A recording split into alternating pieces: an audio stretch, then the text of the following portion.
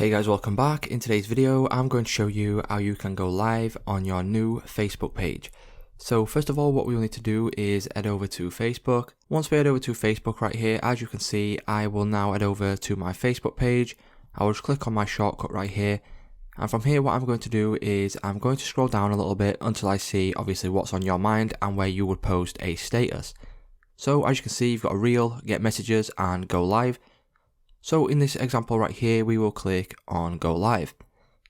Once we click on go live, what that will do is it will bring up obviously your camera, and then you can go ahead, you can rotate, you can add stickers, you can add effects and text, anything you like, and you can also invite people to your broadcast. Once you are happy, you can then click on go live, and then once you do that, as you can see, it will say starting live broadcast, and then once you are live, it will say live in the top left hand corner. So it's just that simple guys. If this video did help you out, please leave a like on today's video, and I will see you in the next one.